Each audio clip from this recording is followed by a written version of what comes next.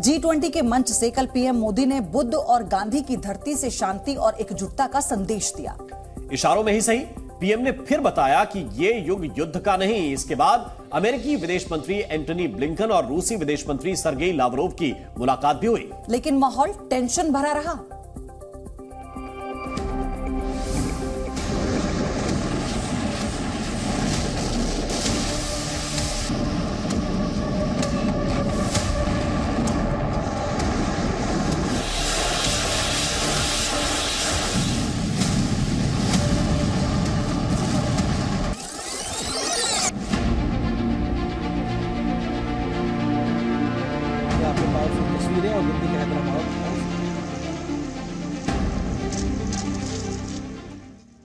बुद्ध की धरती से दुनिया को शांति संदेश।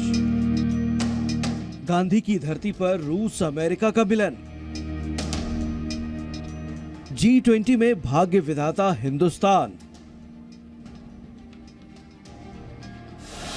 एक तरफ रूस और यूक्रेन के बीच महायुद्ध, तो दूसरी तरफ भारत की राजधानी दिल्ली में दुनिया के सबसे ताकतवर मुल्कों का महामंच।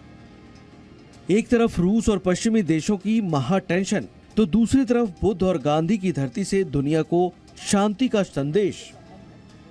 As you meet in the land of Gandhi and the Buddha, I pray that you will draw inspiration from India's civilizational ethos to focus not on what divides us, but on what unites us.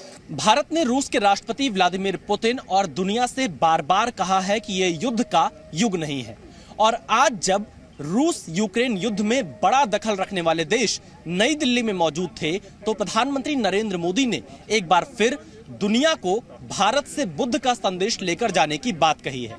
प्रधानमंत्री के इन शब्दों में भारत का रुख भी छिपा है, और इसके अलावा इस बयान से यह भी साफ हो जाता है कि आखिरकार पूरी दुनिया को इस बात की उम्मीद भारत से ही है कि भारत रूस यूक्रेन युद्ध को रुकवा सकता है। दुनिया के सबसे ताकतवर मुल्कों के विदेश मंत्री जब G20 के मंच पर मिले, तो सारी दुनिया की निगाहें नई दिल्ली पर थीं। रूस यूक्रेन जंग के एक साल बाद G20 के बहाने ही सही, भारत ने अमेरिका और रूस के विदेश मंत्रियों को एक मंच पर लाया। अमेरिकी विदेश मंत्री एंटनी ब्लिंकन और रूस के विदेश मंत्री सर्गेई लावरोव गुरुवार को आमने सामने बैठे। 10 मिनट तक साइडलाइन मुलाकात हुई। ब्लिंकन ने रूस से युद्ध खत्म करने की अपील भी की। I urge Russia to reverse its irresponsible decision and return to implementing the New START Treaty, which places verifiable limits on the nuclear arsenals of the United States and the Russian Federation. Mutual compliance is in the interest of both our countries. It's also what people around the world expect from us as nuclear powers. I told the foreign minister that no matter what else is happening in the world or in our relationship, the United States will always be ready to engage and act on strategic arms control, just as the United States and the Soviet Union did even at the height of the Cold War. Blinken ने यह भी साफ कर दिया कि Ukraine को America की मदद जारी रहेगी। साथ ही रूस को न्यू स्टार्ट परमाणु संधि को सस्पेंड करने के फैसले को वापस लेने की हिदायत भी दी। इससे पहले रूस के विदेश मंत्री सर्गेई लावरोव ने पश्चिमी देशों पर यूक्रेन को हथियार देकर जंग को भड़काने का आरोप लगाया। लावरोव ने प्रधानमंत्री मोदी के बयान की सराहना की। President Modi, I think he presented balanced and responsible position, and in this address he was not just speaking about some isolated individual situation because the West is trying to divide the geopolitical picture. G20 सम्मेलन में शरीक होने के लिए चीन के विदेश मंत्री किन कांग भी भारत आए हुए हैं। इस दौरान विदेश मंत्री एस जयशंकर के साथ चीन के विदेश मंत्री की मुलाकात भी हुई। दोनों के बीच करीब 45 मिनट तक मीटिंग चली, लेकिन सीमा पर चल रहे विवाद का इससे कोई खास नतीजा नहीं निकला। The thrust of the meeting was really on our bilateral relationship and the challenges in the bilateral relationship, especially that of peace and tranquility in the border areas. चीन हो या फिर रूस और अमेरिका, भारत की कोशिश है कि G20 के इस मंच से पूरी दुनिया को एक शांति का संदेश जाए। यूक्रेन और रूस का युद्ध खत्म हो। आज क्वाड देशों की बैठक है, जिसमें भारत की तरफ से आपसी हित के क्षेत्रीय मुद्दों का आदान प्रदान किया जाएगा। शिवांगी ठाकुर के साथ विशाल पांडे, जी मीडिया, दिल्ली।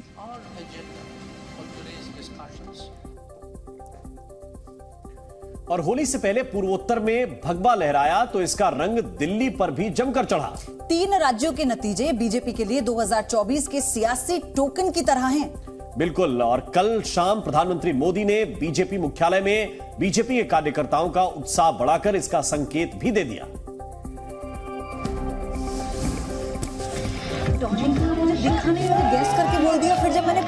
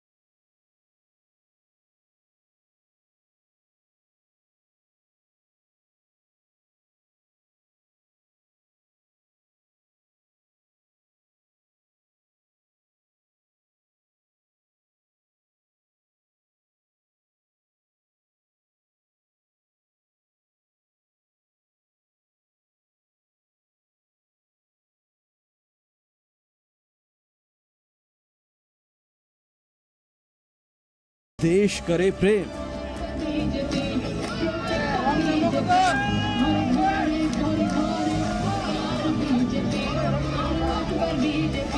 वो कहते हैं मर जा मोदी, देश कह रहे हैं मत जा मोदी, मत जा। 2023 का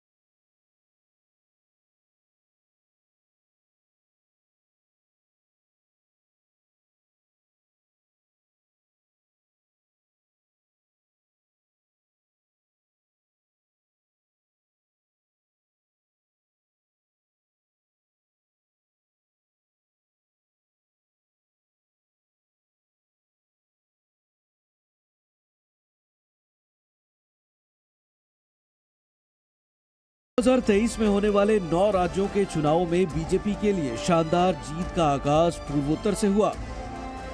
त्रिपुरा और नागालैंड में सत्ता की वापसी, मेघालय में सीट भले कम हो लेकिन सत्ता बस 2 हाथ दूर। फिर जश्न तो बनता है, और पूर्वोत्तर के इस जश्न अंदाज में पीएम मोदी भला दूर कैसे रहते।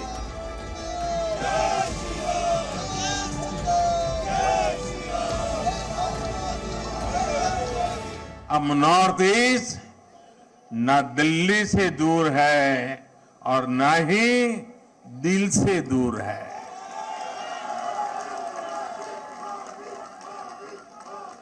ये युग परिवर्तन का समय है, ये नया इतिहास रचे जाने का समय है।